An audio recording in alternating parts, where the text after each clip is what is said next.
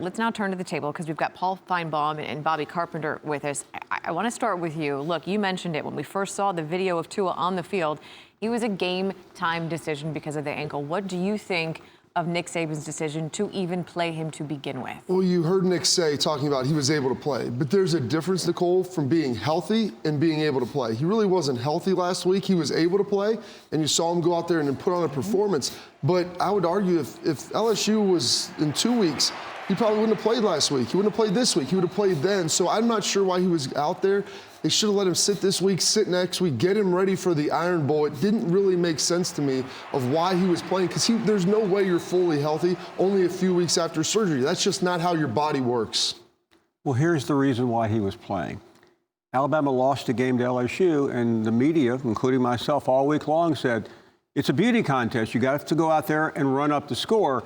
And I think Nick Saban got caught up in all this, and it's because the archaic system that we have in college football, where instead of having a normal playoff like every other sport in every other league, Nick Saban, with 2 minutes to go with an insurmountable lead, thinking, well, if I just get one more score, I will impress these 13 people in a room. I'm not saying it's anyone's fault, but certainly Nick Saban was doing what most coaches would have done in that situation and try to impress the voters and help his team. All right, so that's a coach in that situation. Bobby, I want to get your perspective on a player here in this situation moving forward, because you got a guy in Tua. I mean, he spawned a catchphrase in the National Football League, tank for Tua. He's that caliber of talent.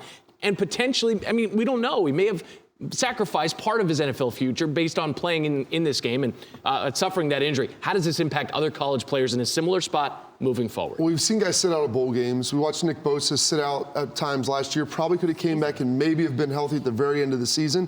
But now this is the second time. We watched Jalen Smith with Notre Dame blow out his knee in the Fiesta Bowl. Now you're seeing Tua, another guy who's a first-round pick, get hurt. And guys are going to look at this now and begin to realize, like, we've lost the game. If we're not in serious contention, which Alabama still is, to make the playoff, and we've got a body of work that's going to get us drafted in the first round, is it really necessary for us to continue to go out there and play when there's really minimal compensation we're getting at this point in time? Well, Bobby, I think it's going to have a chilling effect on everyone. The dominoes are going to start falling. And if you're a player and you see this tragic, heartbreaking image of Tua, you're going to say, why am I going to go out there and sacrifice my body and my future for one or two more games against nobody tech when I could be making millions of dollars? And that to me is what is the secondary part of this, and primarily for Tua, is that he cost himself tens of millions of dollars yesterday.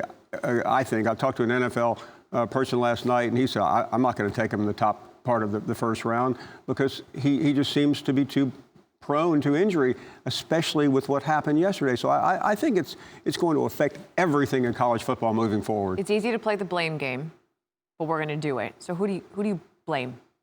Players are always going to want to play.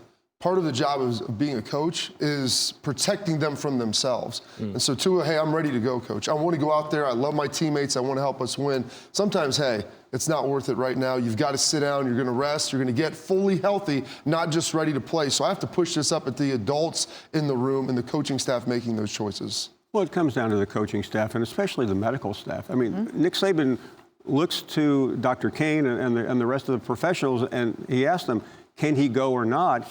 He would not have been in the game if he had not received a green light. All right, so the green light now for Mac Jones. He takes over under center for the Crimson Tide, and we'll wait to see what the testing results are for Tua Tagovailoa.